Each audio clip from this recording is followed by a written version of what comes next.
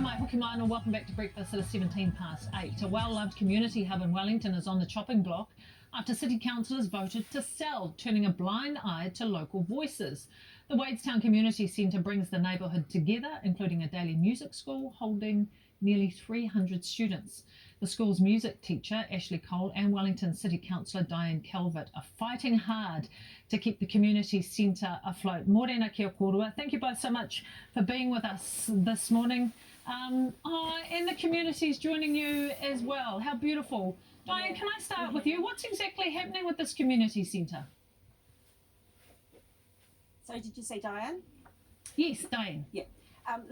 Can I just say, not all the council, but a majority of the council voted to sell this community centre. It's been on the chopping block for a couple of years, but there was an agreement with the community that they would come back and talk with the community, engage with the community, and they have failed to do that. And basically, they just want to sell our assets. And obviously, and I'm saying this because of how many people have actually gathered with you this morning for this interview. How much does this mean to this community hall?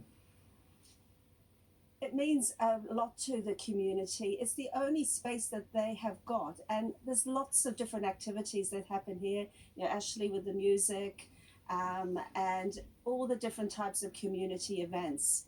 But it's had no love. I mean, it's terrible. The council just let this go into disrepair. Ashleigh, can I bring you in here because you are the music teacher and you do have students that you teach in this community hall. So how devastating is this for you and your students? I'd say it's incredibly disheartening and devastating. The council is de-investing in their upbringings in this town, and it creates a huge disconnect of creative learning, growth, extracurricular activities. It's just not fair on the children. Yeah, so how much do you think, again, this will impact the community, the fact that this community hall potentially will no longer be available to the community? It creates such a, as I said, just a disconnect. It's disconnecting the suburb to come together. We don't get that opportunity to be here together and connect with neighbours or neighbouring suburbs. Yeah. And I think it also shows the real disconnection that the council has with the community.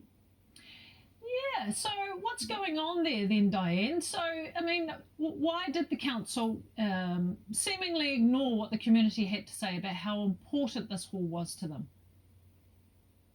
Because they haven't been out to talk with the community at all. They've made decisions based on what they want to support pet projects by the mayor, like cycleways, like planting more trees, and forgetting about existing assets and letting them go into disrepair. And this is what's happening. And now the community is saying enough is enough. We've got to stop this. These are our community assets. This building's about 100 years old, and they're just putting it on the scrap heap. Now, Diane, I'm going to get in trouble here because I'm going to go against all protocol.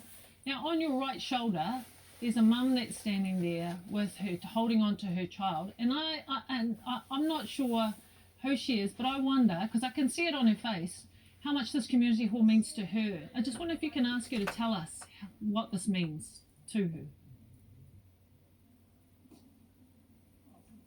Anya, what does this community centre and hall mean to you? Well, when I first moved to Wadestown, there wasn't a space for people to meet. It wasn't until I discovered the community centre and the toy library, which is a fantastic resource to hire toys for our children. And every Saturday morning, all of the mothers and fathers of little children get together and we hang out here while the children play with toys and we have cups of tea and coffee.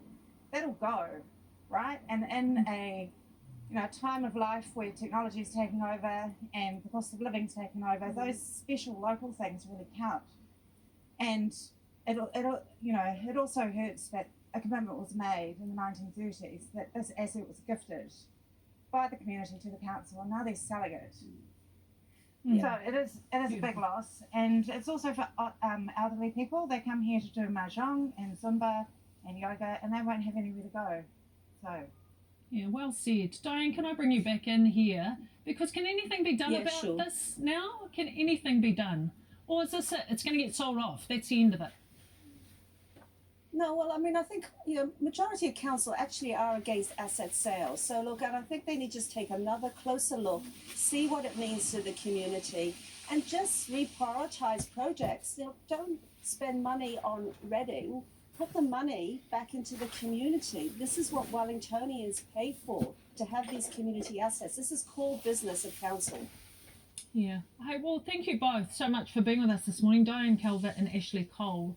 And again, I didn't catch the mum, the community member who spoke with us, but spoke incredibly well about what this actually, Anya, what this community hall means to you all.